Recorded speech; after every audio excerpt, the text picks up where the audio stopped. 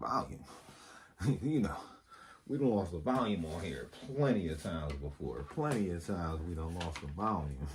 I want to make sure we got volume before we get this whole show on the road. You guys know how this go? Yeah, back on a live stream with WTFFN, work till Friday fake news. Your best place for news. The only place you should be ever going to get the news. Because, like, who else got better news than us? Who else got better news than us? Nobody. We got a bunch of stuff coming down the pipeline for you guys. The DHS, FBI, FFA, and DOJ in a joint statement on ongoing response to the reported drone sightings. There are more than 1 million drones lawfully registered with the FFA in the United States, and there are thousands of commercial drones, commercial hobbyists, and law enforcement drones lawfully in the sky on any given day. With the technology landscape evolving, we expect that the number to increase over time. FBI has received more than 5,000 reported drone sightings in the last few weeks, with approximately 100 leads generated, and the federal government is supporting state and local officials in investigation these reports. Consistent with each of our own missions and authorities, we are quickly working to prioritize these leads. We have sent an advanced detection technology to the region, and we have sent trained visual observers. They're trained at looking at stuff. How you trained at looking at stuff, bro? So this is more non-answers. More non-answers about the drone stuff going on. Like, we want to know about what's going on with these drones, guys. We want to know what's going on with these drones. But you guys don't want to tell us nothing about what's going on with the drones at all. At all. You just keep giving us a whole bunch of nothingness.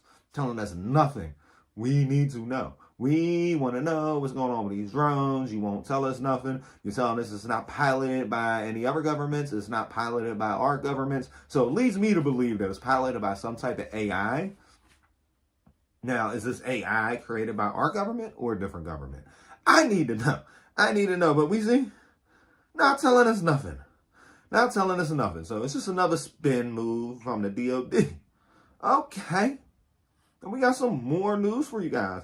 Seatbelt reminders will be chiming more for passengers' own good. The National Highway Traffic and Safety Association will require audible warnings for everyone in a car, including backseat riders, in an effort to reduce 50% of traffic fatalities who are unbuckled. So is this new cars, or are they going to make all the cars?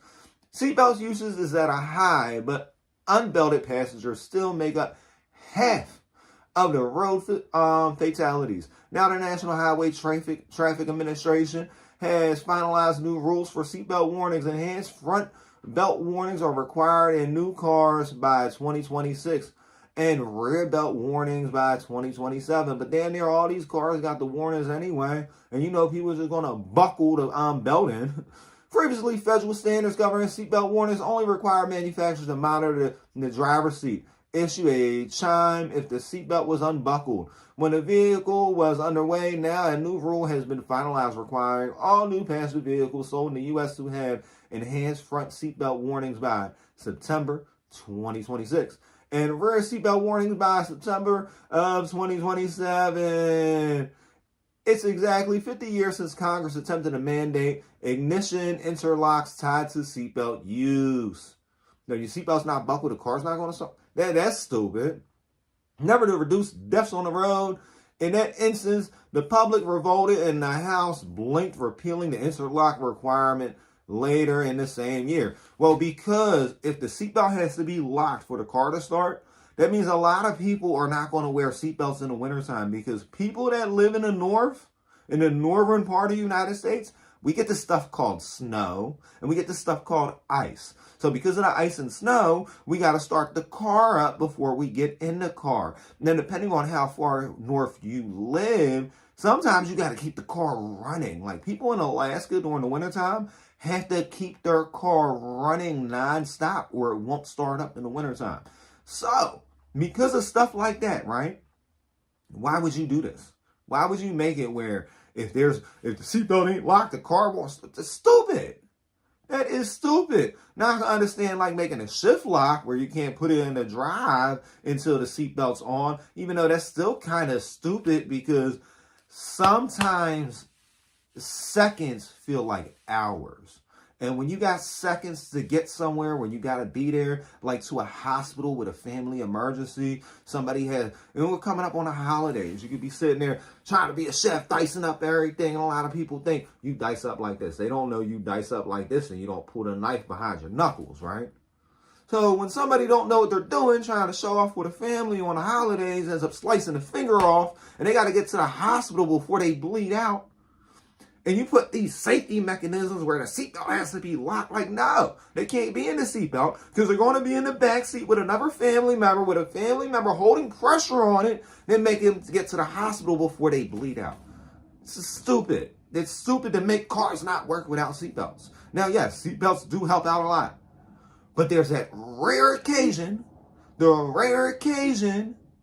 seatbelts take lives.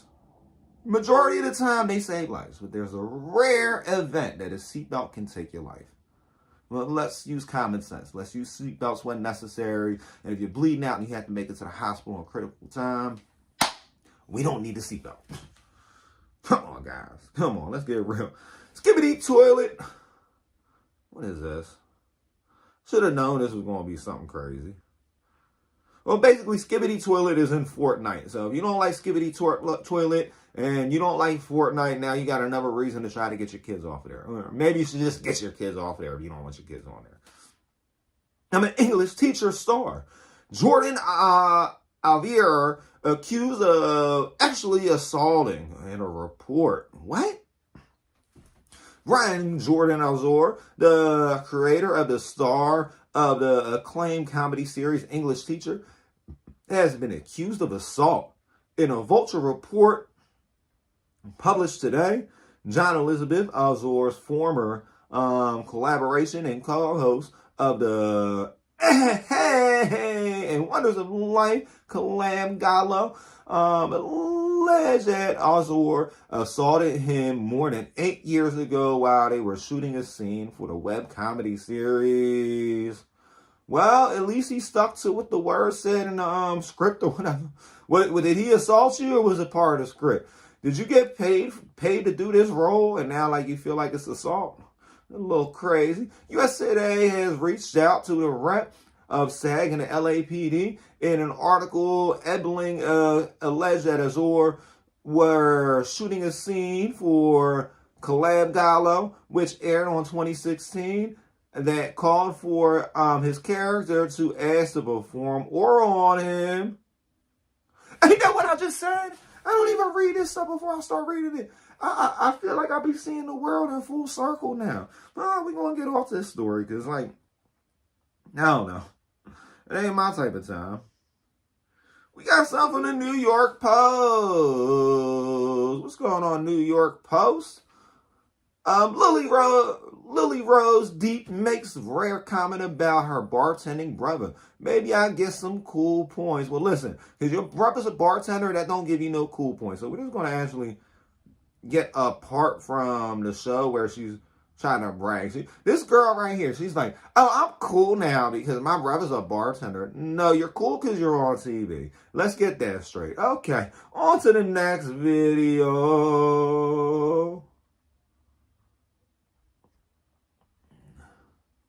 Dominic Pellicott is accused of organizing a mass rape of his wife. Text from police show.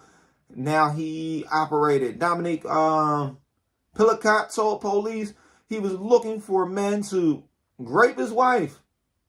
All he had to do was open up his laptop and go online.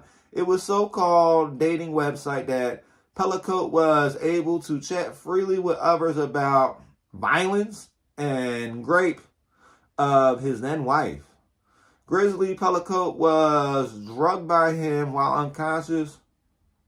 What? 200 times by 70 men? Like, what is you into? That is weird, yo. That is weird. A lot of you guys are weird. Can you stop being weird? CNN gained exclusive access to the French police reports containing thousands of the messages exchanged by Pellicott And these men in chat rooms on Skype and over text. These messages have served as key evidence in the trial against Dominique. And the 50 co-defendants tracked down by police, but I thought they said it was 70 men. So where's the other 20? Were they informants? Were the other 20 informants? This is weird. So the informants get let go? Majority of them, including Pellicot, have been accused of aggravated rape in a case that was horrified France and forced the country to address systematic male violence against women. This was the start of that. Despite the shutdown of the website, Pellicot says he used to enlist men, which was not on the dark web. CNN uncovered similar open online French forums where rape and abuse were still actively discussed by users. Using something, Pellicot himself but basically you can probably find this stuff on like any of these sites. Over time, the police show how the 72-year-old put together an elaborate framework to organize the abuse. Y'all is creepy. Creepy after creepy after creepy after creepy after creepy. Like, can we stop looking? Like, why are all these creepy stories coming up on my timeline today? Why is this what's all trending on Google? Well, let's get a little bit less creepy. I know Conor McGregor got something crazy going on with him, but Conor McGregor says he agrees to fight Logan Paul in India. Okay. Why are y'all going to fight in India, though? And that's where Netflix could do it for the cheapest, right? Hey, remember the Tyson fight, how we were having trouble watching it? Just imagine when they're shooting from India. McGregor said he intends to delay his return to MMA and has agreed to face Logan Paul in a boxing exhibition in India. McGregor, a former two-weight UFC champion, has fought since he broke his leg in a TKO loss to Dustin in 2021. He had been due to face Michael Chandler at UFC 303 in June, but withdrew with an injured foot. So he keeps getting hurt. He keeps getting case up. The rumors of the bout with allot are false, McGregor said in a post on X on Tuesday. I am in the preliminary agreements with Abani family to face Logan Paul in a boxing exhibition in India. I have agreed and I will seek my return to the octagon. Paul, who is also a YouTuber, has appeared in 4 exhibition boxing matches, including a draw and defeat to KSI and a draw with Floyd Mayweather and a win against the MMA fighter Dylan Dannies. However, he has become more known for his time in WWE, where he won the championship in November 2023. McGregor has appeared in professional boxing bout only once, a 2017 fight against Mayweather, which ended in a 10th round TKO defeat. The Irish fighter was found liable by a civil jury in Dublin. We covered that story before, and I told you I'm trying to be off of this sick stuff. So we're going to move on to the next story. This looks like it's more sick stuff. Psychological terror influencer Matilda Dedriff has been accused of creating... Psychological terror influencer Matilda has been accused of creating a toxic workplace. And they got somebody crying. Swedish influencer Matilda has been embroiled in a string of recent controversies. Matilda is facing backlash following an investigative documentary by the Swedish outlet Aftonbladet, which alleges a toxic work environment at her clothing company. The Jerf Avenue testimony from 11 current former employers accused the Jerf of creating a toxic workplace and culture described as psychological terror. Employees said they experienced loss of sleep and appetite, panic attacks, and came home from work crying most days. Crying. They were crying. She had them crying. I don't want to run. I don't want to hide. I don't want to shed no tears. I didn't download no Mary J from my little download of music. One former employer claimed that Matilda yells at us, calls us names. Another alleged Matilda would lose her temper if there was no coffee. We need coffee. Where's the coffee at? Oh, let me get some coffee.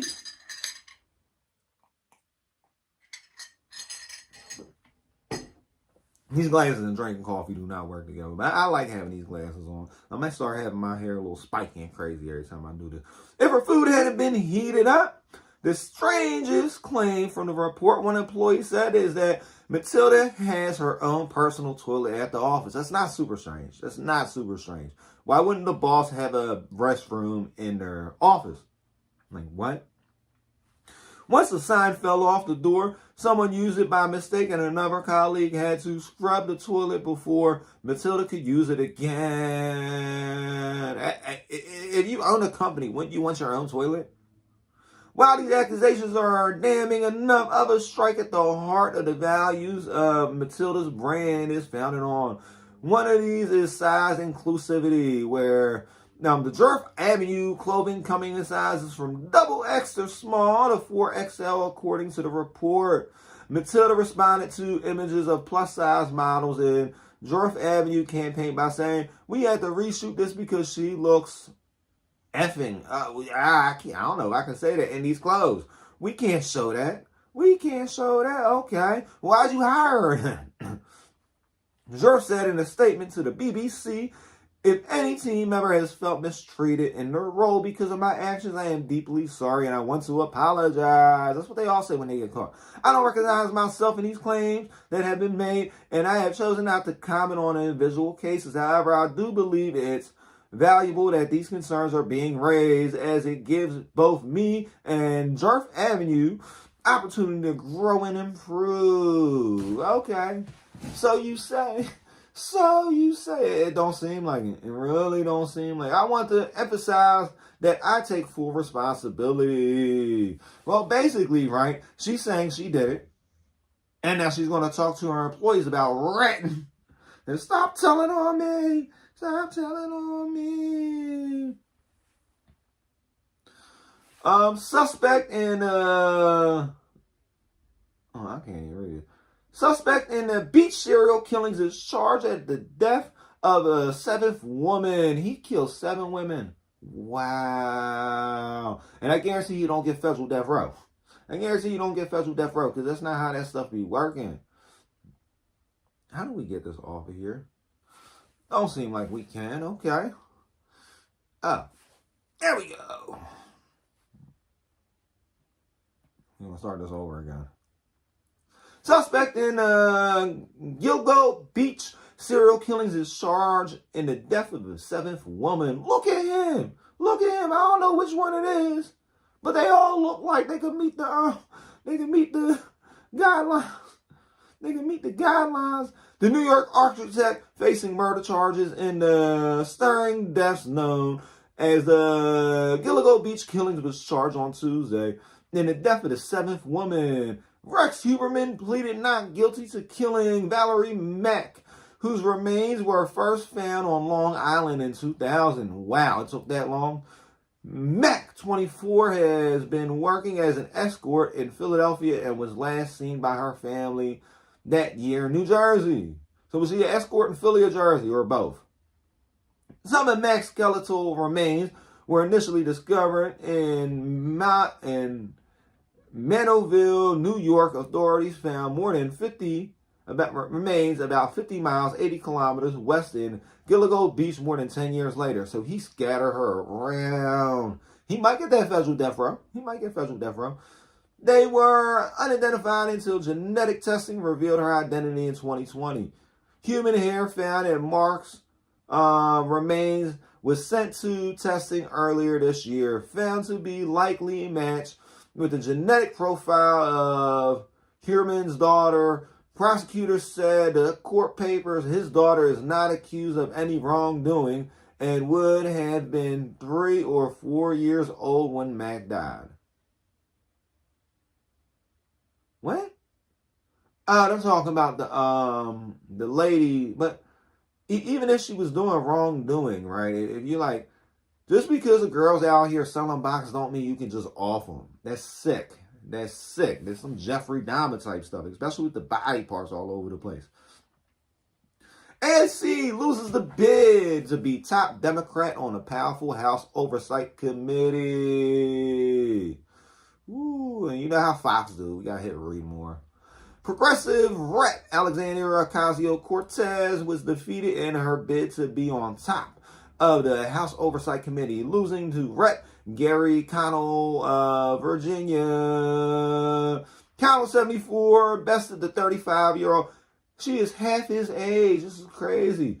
With 131 to 84 votes in what is seen as a blow for Progressive, who blocked AOC as a member of the Progressive Squad. I thank my colleagues for the support and confidence they've been placed in me. Lead House Democrats on the Oversight Committee. Connolly said in a statement after being elected by the House Democratic Caucus. But the crazy thing is, AOC got real close. Real close. That means that she goes for it and tries to get him out. She could probably get it. Connell called out the Republican playbook in which he accused Republicans. I did not want that. He accused Republicans of using debunked conspiracy theories and enabling the worst abuses of the Trump administration. This will be trench warfare, Connell said. Now it is time to be timid. Now's not the time to be timid. Now I promise the American people that the committee Democrats will be a beacon of truth and prepare from day one to counter Republican gaslighting. That's all they accuse each other of. That's all they accuse each other of. And then Fox got this all broken up. Can you keep stuff together? Can you keep it clear and concise, Fox? Come on, Fox. I know you can do better than that. Well, in lighter news, and this is from the BBC.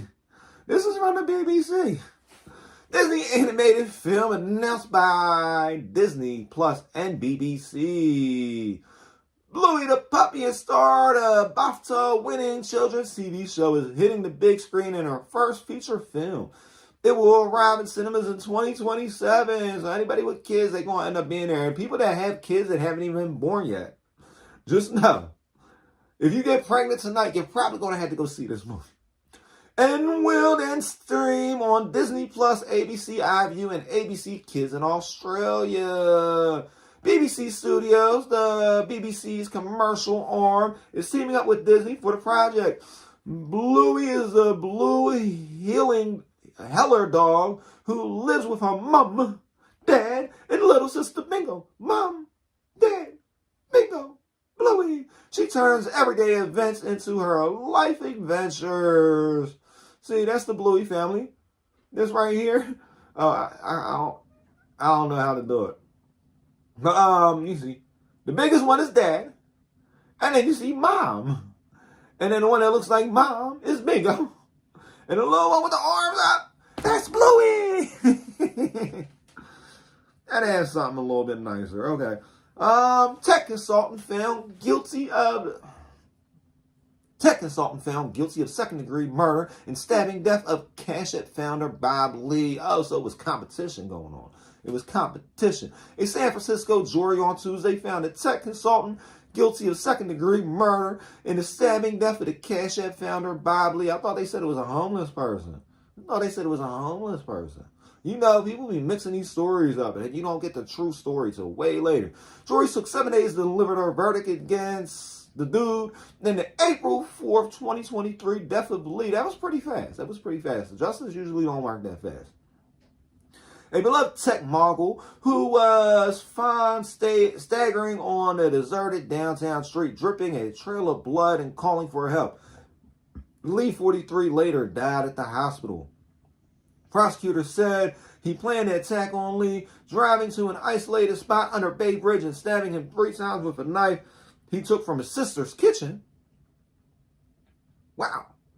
They say that he was angry with Lee for introducing his younger sister to a drug dealer she says gave her GHB.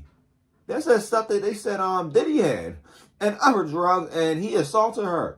But he testified on the stand that Lee was the one who attacked him with a knife angrily after the tech consultant shot at him about spending more time with his family instead of searching for a strip club at night. Who studies martial arts, claimed self-defense and said he didn't realize he had fatally wounded Lee, and Lee was even hurt. You stabbed him, you dumbass. And they said you dropped his body off. The dude was charged with murder in the first degree, but jurors could have found him guilty of murder in the second degree or manslaughter. That's called criminal homicide. Criminal homicide. I was talking about that a few weeks ago. A conviction of murder in the second degree carries a sentence of 16 years in this case. Well, he'll be out in 16 years. You know, there's always some crazy stuff going on. There's always some crazy stuff going on. And if you guys want to break out into crazy news, consider subscribing to WTFFN because looking like we ran out of time. But I'm going to keep these news stories up so we can break this down tomorrow when I get back home. See, we got a lot of news stories. I want to cover this earthquake. Magnitude 7.3 earthquake strikes Ventura, causing considerable damage to the U.S. Embassy. So, this is going to show us a picture of it. But there's an earthquake in Ventura causing considerable damage to the U.S. Embassy. And they want to show us a commercial and all that. We don't have time for these commercials. We don't got time to do this and do that and do this and do that. I just know I got to go. I don't want to leave, but I got to go right now. I'll be back before you know it. Look forward to, on this channel, all the political type stuff will end up getting broken down and put on this channel over the coming days. We also have another WTF Fake News at WTF Fake News. That's where I'm putting all the non-political stuff, right? WTFFN music is just going to be pop culture type stuff. So over here we'll have the more political sides of the news. There was really nothing that was political that came up today, surprisingly, so far. Yeah, so over here you get your politics and the live stream. Over there you get the regular news. If you just are interested in pop culture type stuff, WTFFN music. And then we got some other stuff coming down the pipeline. You know, I got multiple channels going on. Maybe I should show you guys how to cut up with the knife and not chop your finger off. Not chop your finger off. But until next time, guys, peace. Make sure you pay attention and don't try showing off on Christmas Day or New Year's Day or Eid al-Fitr or Easter or any of these other holidays. Oh, Hanukkah. I forgot about Hanukkah and Kwanzaa.